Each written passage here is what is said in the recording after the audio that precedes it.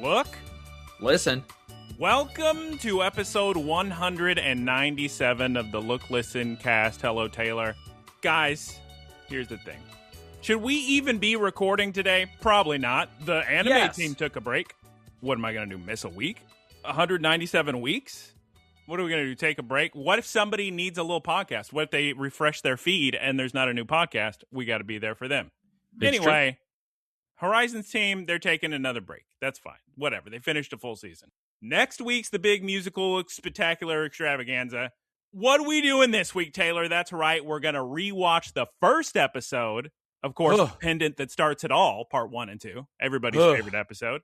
And we're going to compare and contrast because we've seen Terapagos' entire journey from day 1 to day end. So we're going to discuss. It's going to be great. I've got a few things I noticed in this first episode. Hopefully Taylor has noticed some things too. I was ready for this to be terrible, and it wasn't as bad as I thought. I completely agree, especially since we watched in English, and the English wasn't horrific. It was, I don't think, as good as Japanese, but it was... I think they were trying on day 1 in the office. I think they were really trying their best. They were. I'll talk about it later. I have issues. We'll talk about it later. Frito's going, ha, ha, ha, ha. I found... Okay. Normally Geese Peep. I say normally. Sometimes Geese Peep, sometimes Taylor. A combination of the two. She'll be here next week, you would imagine. Who's to say? If she misses the musical number, I'm gonna protest. She missed the last musical number. Weren't we the two gamers that recorded the musical last time? Remember the Poké-tune with... Statistically, yes. She's missed most of the musical episode. It cracks me up, girls, how many times I've looked at the titles of our episodes, and sometimes it's the exact same title, because there was another musical episode that I forgot, and so that's fun. Okay, everybody listen up. Before we get into our discussion and talking about Pokemon, the anime Horizons... we got to go to our first segment of the week. And guess what? Here's the best part. You don't like discussing other things? You can just click the timestamp, jump right to Poké discussion or Poké-news. The amount of people who listen just for Poké-news of the week, that's got to be 0.000, honestly, 0%. Who needs to listen to a podcast that's recorded days before it goes live? So you get to hear like days old news. People loved magazines back in the day. Okay, magazines. I was going to say at least newspapers came once a day, but yeah, I suppose. But even the magazines, they would get info earlier than the online. Anyway, first segment of the week, what you been Geese and Peep of the week.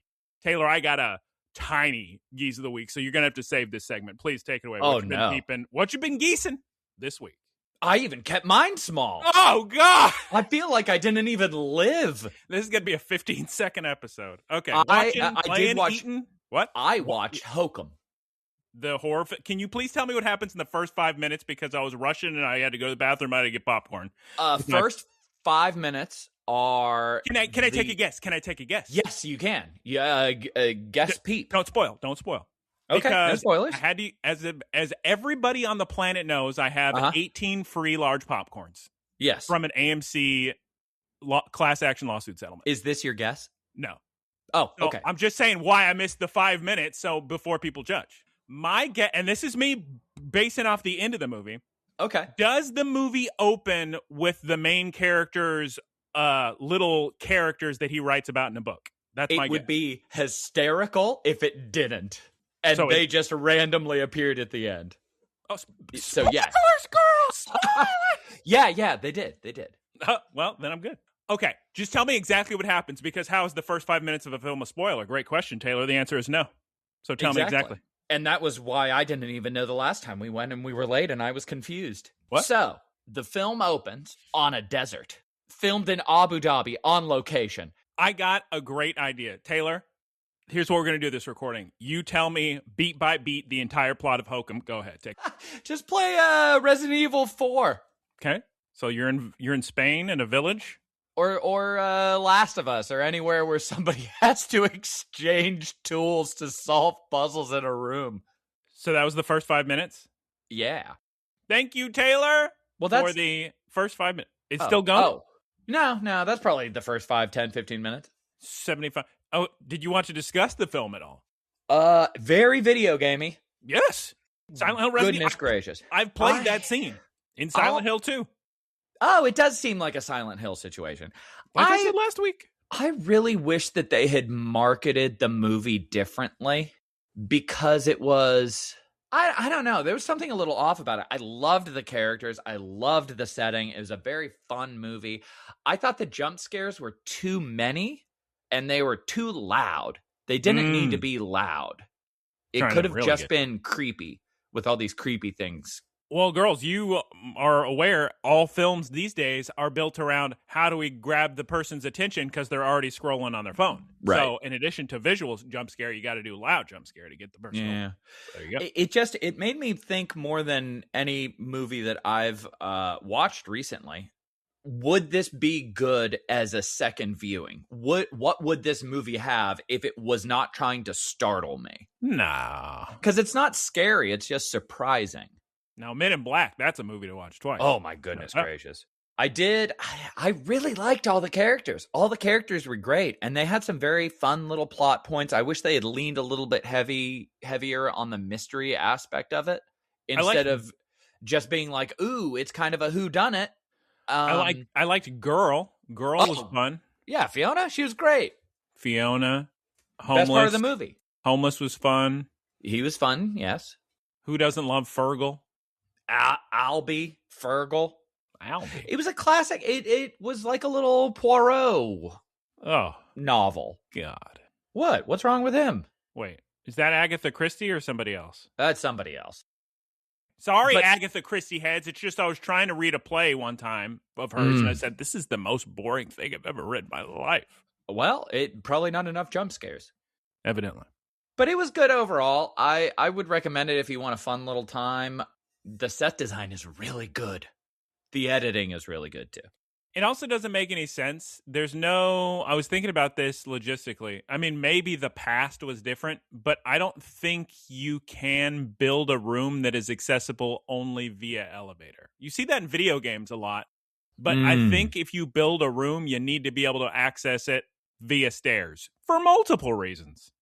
Yeah, I think they had different fire codes back then because that would have been pre-1900s. We don't have to get into a big discussion about this, but I don't even think, how would you logistically, how are you built? It's like maybe it's from one of those, add-on. like the Control video games. Like you can't, you can't have a thing that exists with no way to reach it until the advent of an elevator that just magically appears and assembles itself. You get what I'm getting at? I think it would have been a retroactive build.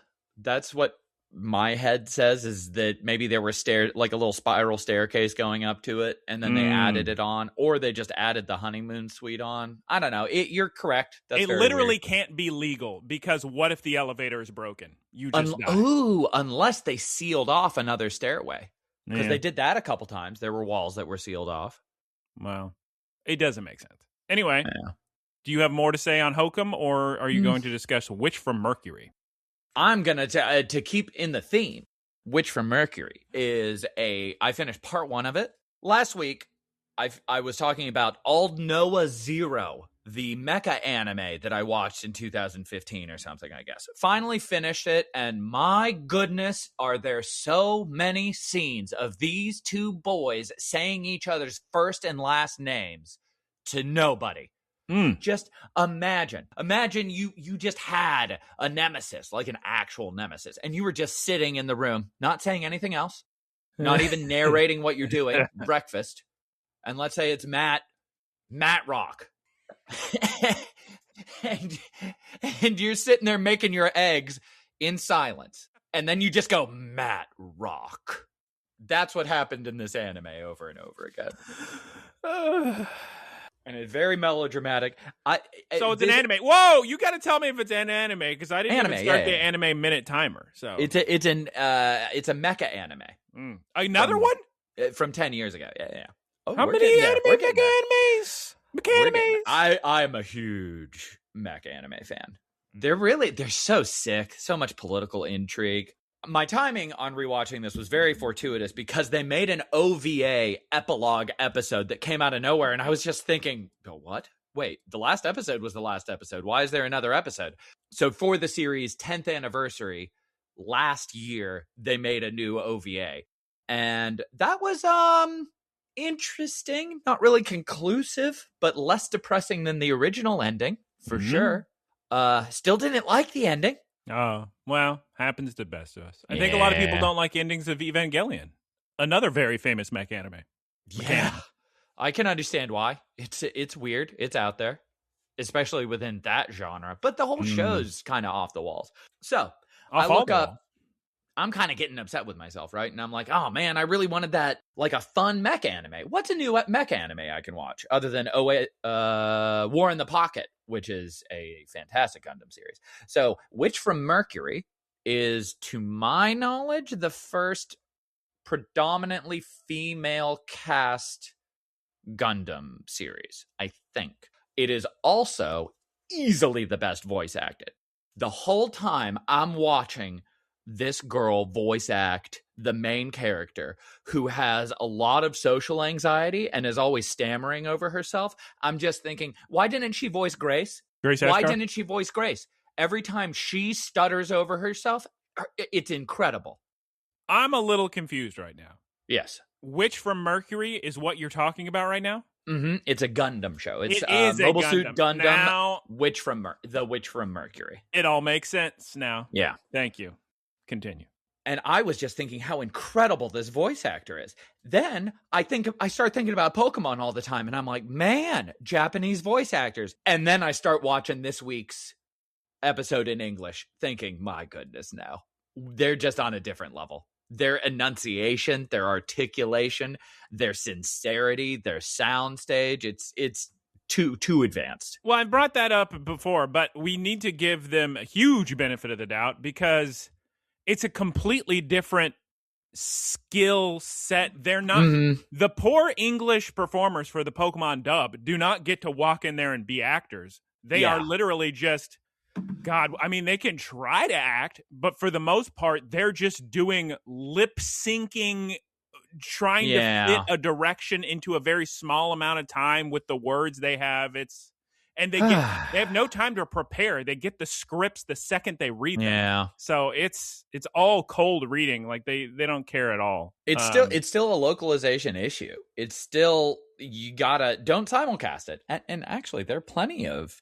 They don't simulcast it. The English is way after the Japanese. For Pokemon, but now they're doing a lot of pretty quick, like the English is catching up to the Japanese pretty quickly. It's just a different level. We just keep getting celebrities. But then you wind up with Tim Curry voicing Hexus in Fern Gully. And what a ridiculously good performance. Everybody go Google that. That's what you should be watching. Yeah, stop what you're doing. Okay, Taylor, does that conclude your Witch from Mercury, part 1? It does. Okay. So I watched a little bit of a film. I couldn't even finish it. That's how. What was it? That's how poor this Geese of the Week is on my end. Oh, no. So I keep hearing everybody talk about one of the most famous filmmakers of all time.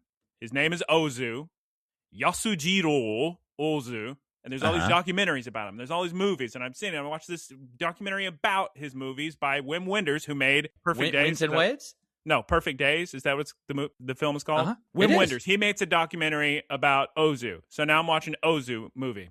The 1953 film Tokyo Story. This, I can't get through it because there's something about it that's so deeply sad to me. It's such a weird sadness. So the plot of this movie so far is that these two old grandmother and grandfather, they live like more to the west of Japan, and they take this big trip to see their kids and their grandkids in Tokyo. They get on the train and they get to the house, and it's just so deeply sad to me because I'm not even halfway through the movie, but the plot so far is just the kids don't have time to spend with the grandparents or do anything with them. And they're always getting pulled away at work, and the grandparents are just sitting there, and the little grandkids are, Japanese children are treated very differently than American children. Japanese children can get away with anything. They're not disciplined. Everybody just laughs. So the little kids are being really rude to the grandparents. Yeah. It's literally difficult for me to keep watching, but I'll finish it. Certainly tell you it's good. So there was another. I mean, considering the timing of it, it makes sense that it would be very somber. Oh yeah, but yeah, their son died in the war. That's for sure. Yeah, and they're talking to their daughter-in-law. That kind of makes me think of the film I watched, Ikiru. Yeah, I think which is I think it's a Kurosawa movie, and it's just about a guy trying to get a park made because he doesn't feel like he's making a difference in the world. And if you look at all of these different characters just kind of mindlessly going through their routines, it's a very kind of existentially sad movie. Yeah, it's sad. I'm sure it's wonderful. I'll finish it. I've also been playing on the Switch Lite, Nintendo Switch Online, Game Boy Classics, the Pokemon TCG Game Boy Color game. Huh. I just want to play more games with cards. I'm sorry. I know you're going to say Slay the Spire, because I beat, as we all know, every person in the world knows, beat Vampire Crawlers, TCG Pocket. It's not TCG Pocket. It's Pokemon TCG Game Boy Color. Difficult name to say. It's just so slow. I'm probably not going to play much more of it. You own Slay the Spire. Who owns it? You do. It was free. What do you mean free? I don't have PlayStation Plus right now because I'm upset at them for only offering discounts when you don't have it. So I'm just going to sit here and wait until they put a discount for if you don't have it. Oh. And actually, girls, I've realized that we're rubes because there is literally zero reason to ever own PlayStation Plus unless you got it on a great sale, unless you see an essential game you want. If you see an essential game you want, you should buy 1 month of Essential. Just add it. You should buy it on the last day, actually. The last day it is available for the one game you want to redeem. So that way, anytime you have PlayStation Plus, you'll have it. But if you think about the extra and premium, there's no reason to keep paying every month for that unless you actually want to just pay for it. Since those come and go, just pay for it the month you want to play it. Anyway. I play nothing but free games. Oh, I see. Yeah, I never touch the game, so it doesn't make much sense for me to pay for it. I just want to play Pokemon Pinball. Pokemon Pinball, I watched a YouTube video on it. They should make a new one. At the very least, they should put the Game Boy Color and the Game Boy Advance games on the Switch Online. They're on Wii U. I may own it on Wii U, but I don't. Boy, would it be difficult. If only pinball was played with cards, huh? It's almost the same thing. And you get to fill up your Pokédex catching all the Pokemon. It'll be a great experience. Are we prepared for Poké-news of the week? We've invited the horses. I don't know how that got in there. Yeah. Not great big news this week, but we do have Sarah B reports, and I posted it. I don't know if you watch it, Taylor, probably not, but there's a behind-the-scenes look at the recording of the Pokemon Winds and Waves main theme. Very sick. Look at all these Japanese people with the giant orchestra. They're having a wonderful time. That's by Wimbles. Wimbles? Yeah. He made Winds and Waves. He did Perfect Days. Oh. Wim Wenders? Yeah, Winds and Waves. What are you talking about? Yes, how's the footage? Next piece of Pokemon news. The Pokemon Cafe in Tokyo is set to reopen on June 17th following its renewal. Reservations open May 17th, so you better jump on that. It's very soon. Ooh. Shouts out. It is now time to discuss the very first and second, I suppose, episode of Pokemon Horizons after having watched all of Pokemon Horizons, the entire Scarlet and Violet arc. That's right, Terapagos did it. He saved the day. Time to discuss episode 1. Taylor, please tell us the name in English. The Pendant That Starts It All, Part 1 and 2. Or in Japanese, はじまりのペンダント。前編と後編. I thought you were going to say, Hajimemashite! Very similar.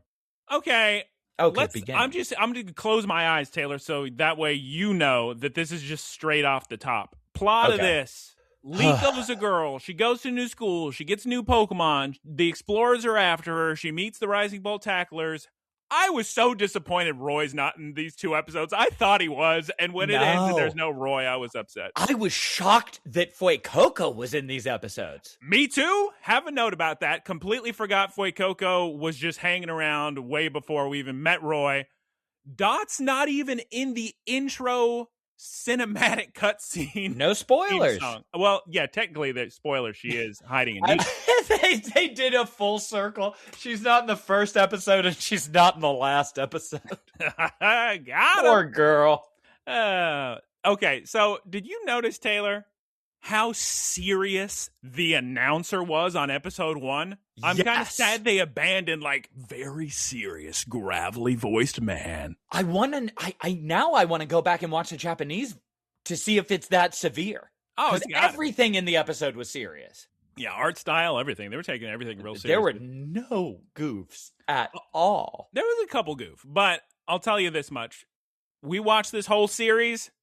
We see this series opens with a Rattata. Far too few Rattatas in the whole series. This may be the only one. I don't know.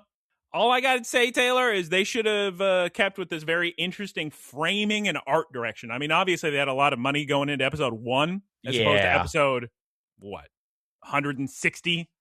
I'll bet that their team really paid attention to viewership. Who? There were episodes where they had a clear plot that they needed to take care of. Episodes when the A-team was back from vacation that were also good. And then they have the episodes right after they said, oh, we ran out of money and there aren't viewers. There's plenty of viewers in Japan. I mean, it still does pretty well, actually. I've looked at this, and as far as like the anime that airs in Japan on a weekly basis, Boruto, Naruto, whatever, and this. Don't say Boruto. No. That's not canon. Nobody accepts it. It's awful. Well, a lot of people watch it. Anyway, I can't believe these girls are listening to their phone on the bus full volume. That seems very anti-Japanese to me. I remember pretty quick how much you and Geese Peep hated the Liko internal monologue, because these episodes are nothing but Liko internal monologue. Oh, it's so bad. You know how easy it would be to convey a girl not wanting to talk to somebody and being too nervous? Grace Ashcroft stuttering, that's how. Oh, comparing this to the voice actor from Mercury. You need to go watch episode 1 and 2 of Mobile Suit Gundam, Witch from Mercury, in Japanese, and listen to Suletta Mercury. I abandoned that accent right away. Suletta Mercury. She's an incredibly voiced character. Here's what I have to say. I don't know how many times I'm going to say, here's what I have to say, but here's an additional what I have to say. Addendum. The parents got such a sideline in this series. We didn't even see them at the end of this. Hopefully they bring them back for Wonder Voyage, but seeing parents in this made me realize, oh my God, we get maybe a couple episodes ever of Liko's parents and Roy's grandpa. They exist. Even Dot's mom. I mean, we get some Murdoch, but that's her uncle or whatever. His English voice is way younger than I think it should be. Yep, we say that every time we watch an English episode. He is far too young for that role. So weird. Taylor, my question for you is, was the battling better in this episode than most battles we got throughout the entire series? It was already interesting because you had Sprigatito using leafage to cover the eyes of a Rhydon. Right on, yeah. And just the little art style choices they would make with the lines, and it would be more dramatic. But Liko, certainly more annoying back then. There was a real sense of adventure, too. Yeah. You really lost that as the show went on. There's actual stakes. I'll talk about this later, but when Amethio first shows up and we get that music, you're actually concerned. There's more stakes in Amethio at the door than there were trying to destroy the Laqua tower that destroys all universes. Oh, it got too silly. But the same thing happened to like the Avengers series, where by the end of it, you're just like, oh yeah, are you going to blow up the tower? Oh no. Okay, sure. Sure. You know what I forget? That episode 1 of any series has to explain what a Pokemon is. So that's fun.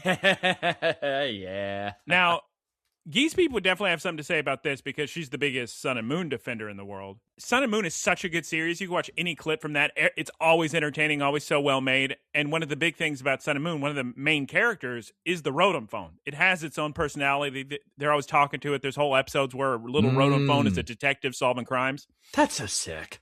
In episode 1 of Horizons, the Rotom Phone is talking and Liko asks it questions.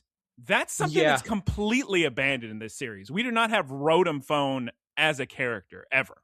Because the series so quickly changes to a video game where you're just going from side quest to side quest, and it feels like an Ubisoft game where you're like, oh, we got to go here now. Oh, we got to go here now. There's no, I don't know where we go, but I think it's over here.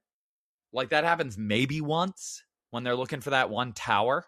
The first Mighty G appearance. Yeah. I'm going to get into that a little bit later. It's funny because I'll get into it later. Here's what I have to say. Another additional addendum. Oh. Wasn't it wonderful when everybody just had a cute Pokemon? Just adorable little guys running around being sweethearts. I feel really bad for Dot in general. Just in general. Just in general. Just for every my goodness. What a... Yeah. What are you gonna do? She used to have such a cool role in the team, and then whenever she was a big fish in a small pond, being the director of communications and investigative journalism, and bringing in actual money. Yeah, and famous streamer. Yeah. As soon as she turned into from gigantic provider of all things necessary for the quest, and I guess kind of self-promoted to worst battler on the team, boy, did she not have a place anywhere. I also feel incredibly bad for Fuecoco. Why? Because after Fuecoco, I feel like there just wasn't any hype behind anything he was doing. Crocalor and Skeledirge don't get that much time. As soon as there are other Pokemon, I feel like he just evolved at a bad time. Yeah, poor guy. Because there were already, by the time there are 16 Heroes of Light, there's just so much going on, and they really bit off more than they could chew. It was very good as an adventure anime, and it turned into a shonen checklist. We got a quick sunset on this episode, but that's okay because there's about 400 sunsets in what we're covering today because the days just rip by, just real quick. And then here's something I found very funny. One of the first Nidothing videos we get is Nidothing talking about becoming a Pokemon champion. It's the one thing every trainer wants to do, which never comes up in this series. These kids have zero interest or time for that, for becoming a Pokemon champion. They're only ever saving the world. They never have time to beat the Elite Four.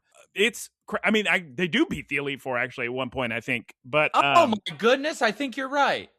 But they don't even focus on that. Was Ash's whole dream, is to become a champion. Anyway. Yeah. I kind of liked the idea of them taking on a global empire too. I think it was when it got to the point where they were like, we have to destroy all of the Requirium or the Laquium. That bothered me as a plot in Pokemon, or the way they executed it certainly did. I feel like the Nidothing videos back then had more editing in them. Later, it's just a stream of her talking. Maybe they had some physical props, but there's a lot of editing on screen in the older videos. Yeah. Also, they're certainly not as good as they were at the beginning. Yeah, well, I mean, that makes sense. She's busy later on in the series. There's a few lines in these two episodes, this two-parter, where Liko's talking about the moon, and it's trying to be metaphorical or poetic, and she's putting her hand up like reach for the stars engine. It's dumb. It's very dumb. It's very silly. I loved Amethio in this episode. They're really always zooming in on his eyeballs, so we see those little triangles. That's fun, I guess. They were with him saying, "Oh yeah, your grandma told me you'd be suspicious," and that was a good line. That was so sick. Yeah, don't worry. Yeah, this all checks out. Oh, yeah, it's good. We see Terapagos and his little pendant. Even in these first two episodes, I don't think we see the actual Terapagos form, which I was disappointed about, but what are you going to do? Oshawott, adorable, sleeping on his Scalchop. Love when we got to see adorable Pokemon.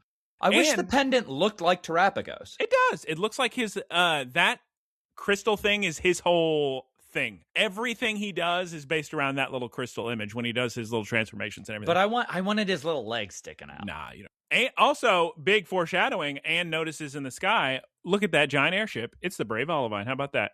And it's sport mode made a little more sense. Okay.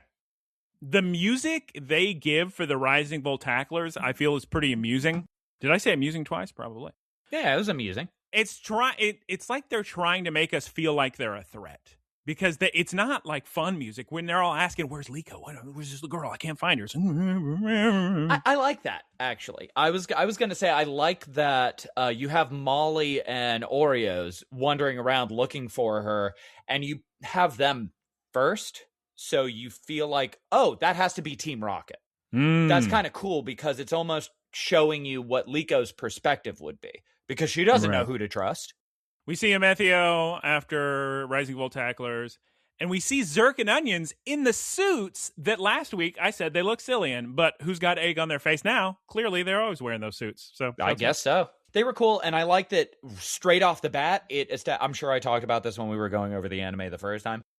Straight out of the gate, it says, hey, Amethio cares about his goons, and he's going to be first in the charge into the storm. He's going to be the first to say, hey, you two stay back. Let me take this.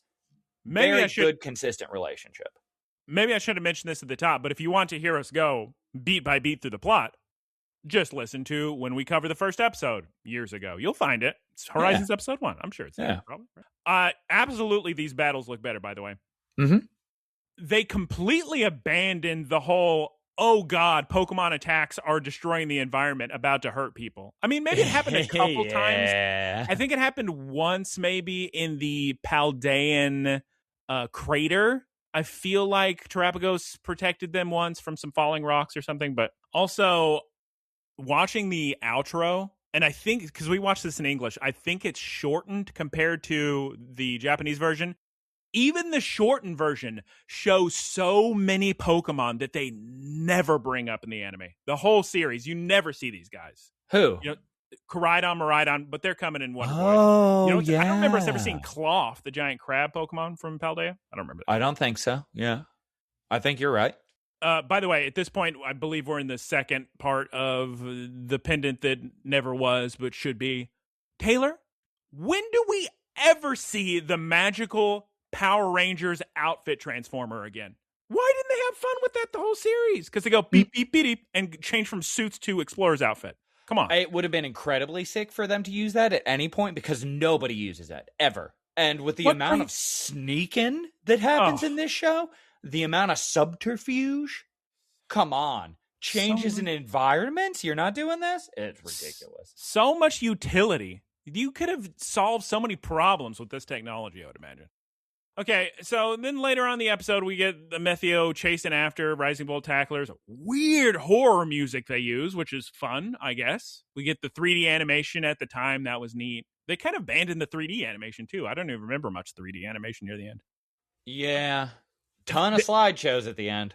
Did they also abandon the secret Rising Volt Tackler handshake that Fritos and Murdoch give each other with the up, down? I believe this is the only time. When I saw that, I was like, oh, was that a thing? I don't remember it, but I mean, I do recall everybody putting their hands in like, oh, Rising Volt Tacklers. This is where we see Fuecoco for the first time. Both Taylor and I had the exact same reaction. Oh, God, he's already here. Yep. Didn't realize. Which makes him admiring Charizard. That makes more sense now. Yeah, because he's always looked at. Yeah. That's probably why he got on the ship in the first place. Like, wow, what a cool fire starter. Mm-hmm. This is also by far the most work that Noctowl has ever done in the series. He peaks at episode 1 because every other episode he's just sleeping. So shouts out. They use the elevator in this episode. We don't get much elevator use in the rest of the series, I would say. What vibe were you getting at this point when the Rising Volt Tacklers are all discussing the Explorers? Because it sounds like they're absolutely terrified of them. I guess their reputation precedes them, but they've never actually interacted with them, so they don't know what to expect, I'm guessing. When I was watching this first episode, I just kept thinking, my goodness, why didn't they keep more things hidden for longer? Why did we have to find out who the Explorers were so quickly? I guess it's for kids. Because I liked them being kind of an unknown variable, where it's sort of like a Boba Fett character, where you're just like, wait, what? And you just have a name. We get a little bit of foreshadowing here when Murdoch says, remember, we have kids, plural, kids on board, referring to both Liko and Dot. I think Dot moved into the the Brave Olivine pretty recently. Sure. I gotta say, we've talked so much about this outer shield on the battleground on the Brave Olivine, it's a pretty terrible shield if you can break it by just bumping into it a couple times, honestly. To me, it seems more like I don't even know what kind of barrier it is. Me neither. I mean, it sort of bio checks, because if Fritos wants to fly through it, it just lets him through. Yeah. If an enemy wants to fly through it, it like bounces them back a few times. I don't know. Yeah.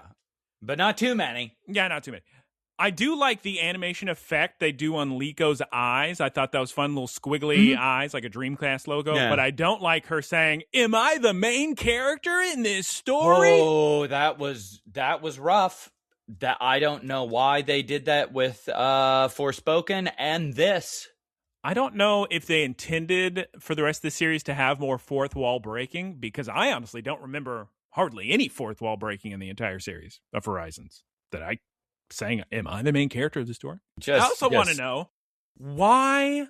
Me too. What are the adults doing for so long? Because we get such a long scene of Liko in that little room where Ult and Grandma Diana sleep sometimes in the little observation deck. No, that's not the observation. What do you call that room? Yeah, the spiral. That scene is so long between Amethio and Liko. What is everybody else doing on this big emergency situation? It's an interesting one. This had it's actually very appropriate for Liko's voice actor, because Liko's voice actor is just like, her one character note was, "Hey, sound like a Disney princess." Right. And yeah, she's just a voice actor doing a job. Kids cartoon. Yeah. Do girl, 10-year-old, what, I don't even know how old they're supposed to be, 11. I don't know. Sure. We get a battle between Fritos and Amethio in this. I found it odd that Captain Pikachu took his hat off right away, because doesn't he always have the accessory in the rest of the series? He has some accessory on while he battles, so he's not just a normal Pikachu. Captain Pikachu was something that I thought was done pretty well here, because it wasn't super silly. It wasn't the point of sneezing about being cute yet. No. I'm trying to remember thinking back to how people thought about Captain Pikachu when he was announced, because clearly what they're doing is they're saying, "Oh, Ash is gone, but don't worry, we're still going to have another Pikachu." Yeah. Obviously, that's why you all watch, because you need to watch Pikachu, and which it's apparently totally is true. different. It's apparently true, because Really? if you ask quote unquote normies, who's your favorite Pokemon, they're all going to say Pikachu. So you can't avoid that. You need the recognizable face for the non-hardcore fans. Anyway, like Sid from Final Fantasy. So I know that Captain Pikachu, for the later seasons, he has Fritos goggles. He always has them on. But does he have his hat on when he battles? It looks so weird to me that he didn't have an accessory while he was battling. So there must be truth in that. I think he takes it off when he fights. No way, you're crazy. Too important. I thought Liko was wild, by the way, for acting like a normal battle is some sort of wildly dangerous situation for everyone, because it's just Fritos and Amethio just doing normal attacks, and she's saying, "Oh God, I can't take it. Just take me away. I don't want anyone to get hurt." Like, it's just a normal battle, guys. What do we? She still hasn't been able to tell somebody what her hobbies are. She's in tears. Episode 1. I don't imagine you can't talk to your friend on the bus, or future friend, and all of a sudden people are battling in front of you. It's going to be overwhelming. Wait, Anne was one of the girls on the bus? Yeah, maybe. I don't know. Don't lie to me. They were trying to talk. Point is, she can't even have a conversation at Starbucks. Point is, does she ever cry again in the rest of the anime? Is that a big thing she does? At least one episode. I've got a thumbnail when she's crying. Yeah. Not plenty. What? A handful of times. Yeah. Hold I in feel one like hand. her eyes tearing up is a thing. Count on one hand, maybe two. She also aims an attack right at Amethio, which is rare for this series. Like, attack that human. It's very sick. Yeah. On brand for a cat. Yeah. Oh, yeah, she does scratch Liko when they first meet. Mm-hmm. And, that's it. We discussed it. Those are my notes. Taylor, do you have some more thoughts on this? I don't know. Should we score this? We could rescore these two episodes, like, as a whole. The English is rough. Compared to everything else we've seen. Because we both have the exact same opinion, which is, better than I thought. Yeah. So it would be hard to score it relative to everything else. I actually liked the stakes early on. And that's something I wanted to say earlier. part of what is really good about the charm of the original Pokemon, and I guess a lot of the other series would have had something similar, is the stakes are very real because you know that Ash can lose a battle and the series won't end. Oh yeah, if they lose a battle, they die, or the world ends. Or yeah, exactly. The world. This literally, if things end, we have to do giant changes to what we're watching. We have to do huge time skip. We have to do new main characters, and you just don't feel the stakes at any point. In these first episodes where Liko doesn't know what's going on, if you took her out of it and you put like Roy or Dot or somebody that wasn't so in their own head, I think these would be 10 out of 10 episodes. Oh my God. I think these would be really good without Liko. I'll give it a score just for the fun of it. I'm curious to see what I scored it the first time, probably higher.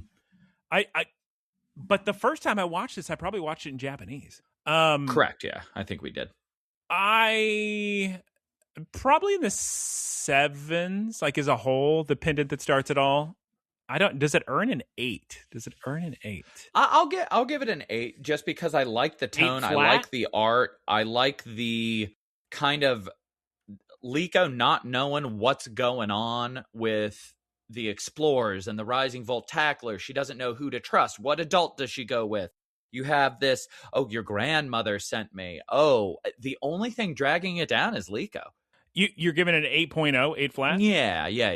It could earn higher, honestly, but Liko's just so gosh darn annoying. And there's so many ways of presenting this character that are not like, I know that she's a teenager or a pre-teenage girl, so that shouldn't be a character I can relate to at all. But there are ways of presenting this that are very palatable, entertaining, sympathetic, or empathetic to audiences, and this one's just very grating. God, I can't think of at all what score to give it, because I was saying 7s, but then I'm thinking, well, if it's better than I thought, why would I put it in the 7s? Yeah. Compared to every other episode of Horizons. The battles were fun and didn't dominate the plot. It established main characters in a pretty subtle way. Like, who knew Amethio was going to be a main character when he showed up at the door? All of us did, because the promotional material had him on the forefront. The promotional material has Amethio and Liko. It doesn't even have Roy. So I guess what I should say is the way he's introduced is very subdued. Yeah, it's neat. It's neat. I don't know. Yeah, what am I talking about? 7s. It could have been his flunkies showing up to try to get Liko, and then behind a door, like she has to go and she sees Amethio sitting in a chair, something melodramatic. But instead, it was just himself presenting her with a letter, and it was kind of sick. I just want to know what kind of parents Liko had that she's so plagued by doubt. We probably did score. I probably just didn't write it down. But hey, here's the news back then. You could battle against rock type, terror type, chestnut. And also, Geese Peep's reporter Geese Peep weather report was from Switzerland and Greenland. That's great. Good stuff. What were you watching back then? Who knows? Guardians of the Galaxy Volume 3 is what came out. And we were waiting for Shiny Cleavors.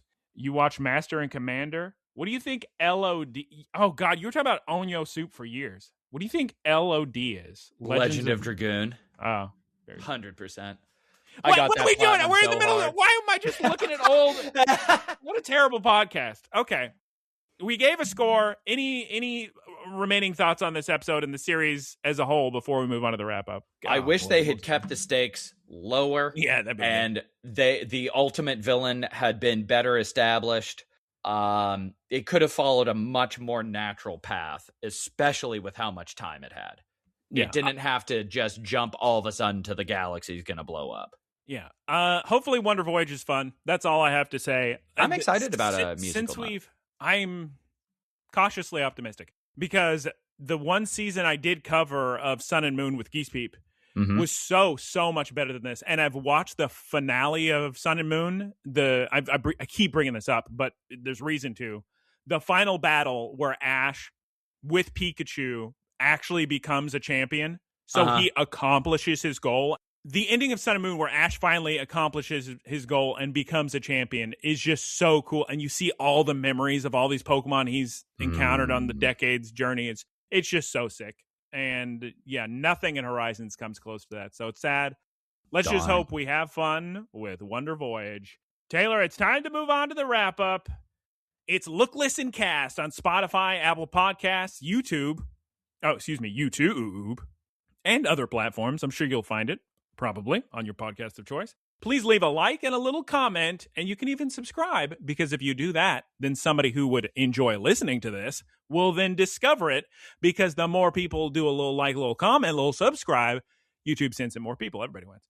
Huh. Thank you to Keith for the artwork. That's twitch.tv/Keith Squared. Taylor, take it away. Thank you, Professor Ticklebits, for the website and the boilerplate. And you can recommend the podcast to your friends, families, nephews, nieces, and neighbors across the street, and send questions and concerns and thoughts to looklistencast@gmail.com. It is time to say goodbye. We only need to say goodbye probably 2 times, and we're golden. Look forward to next week. I don't know what we're going to say about a musical, but I'm sure somebody's going to have a thought, I guess. We'll see. Yeah. I'll have some thoughts. Okay, 2 goodbyes. Goodbye. Goodbye. Goodbye. Goodbye. 20.